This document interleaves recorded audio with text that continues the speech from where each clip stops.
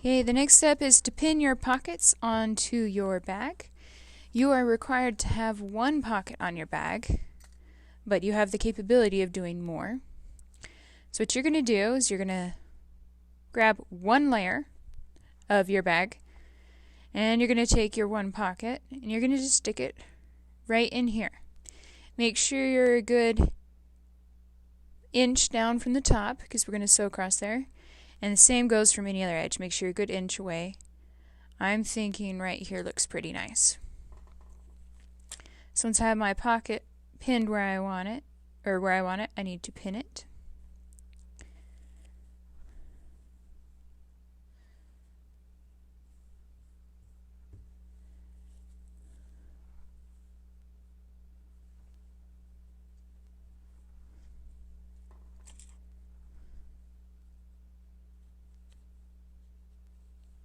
There we go. Pocket pinned into the middle of the side of my bag.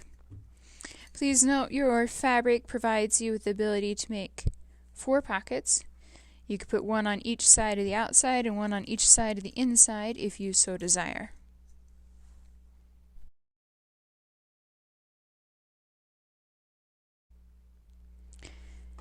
To sew the pocket onto your bag, we are going to start here, come down to the corner, pivot, come over to this corner, pivot, and then come back up.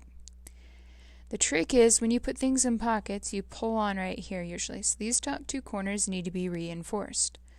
There are 2 different ways to do this reinforcement. You can literally just sew a triangle around, or you could do a zigzag bar tack. I will show you on this one how to do the triangle one, and then on my second pocket I'll show you how to do the bar tack version. To start, when you do your triangle, we're going to be 1/8 of an inch from the edge, so I'm going to start 1/8 of an inch down, come up over here, come 1/8 inch across, and then come down again. Pivoting.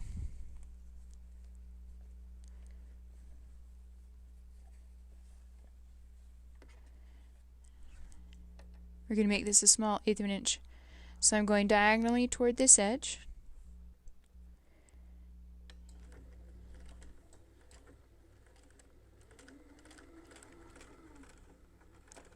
When I reach my 1/8 of an inch top stitching, I'm going to pivot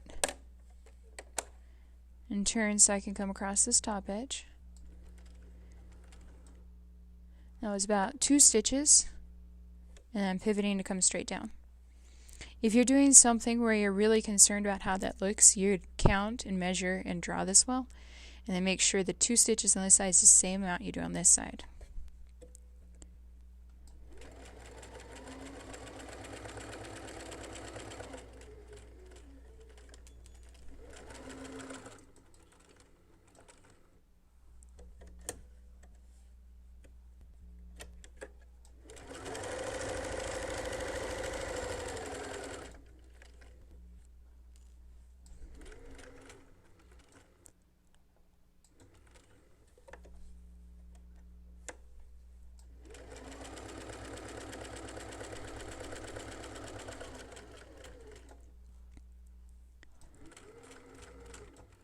Okay, I'm to the top, and I said I'd went 2 stitches across the top over here, so I need to pivot to come across the top. I'm going to go across 2 stitches, 1, 2,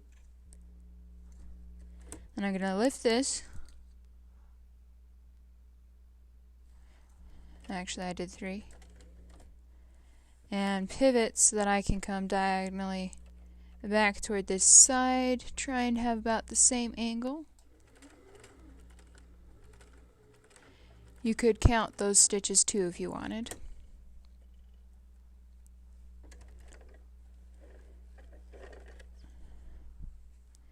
And there we go. I've got this little triangle, which adds just a couple more stitches on this edge, so when it gets pulled on, it doesn't pull. I need to clip my threads well. And I've got a very similar one over here. I just came a little bit lower. I could have come higher.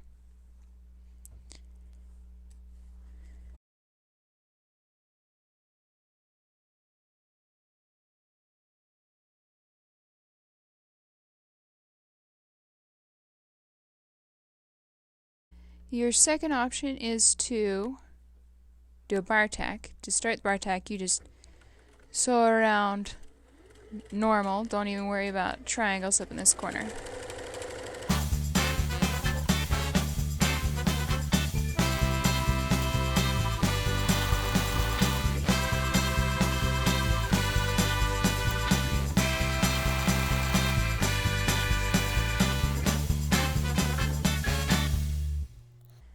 Okay, now that I've gone all the way around it up, the bar tack option is where we do a zigzag that doesn't really move.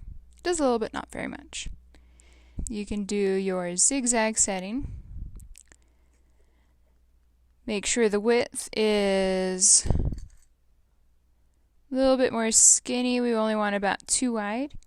But then our length comes right down here where we've got our satin stitch lines. We're going to come down to right about there. The feed dogs are not going to pull the fabric through very fast, if at all. So what we're going to do is go in the same direction as this side. Helps if you start from the top and go down. Start at the top and do just a smidge of a back stitch.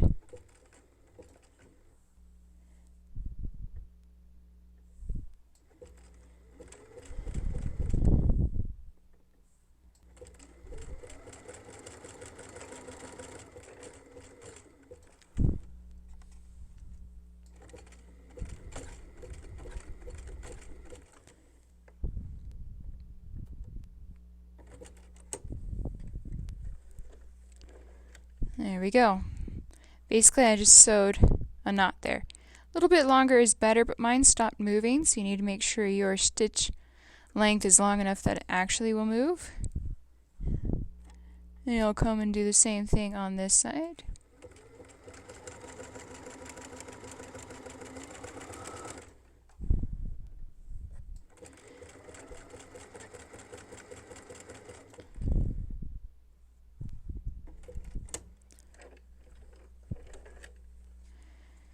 And there we go.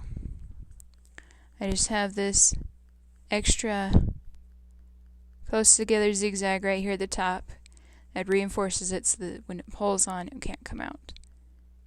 And trim all your threads.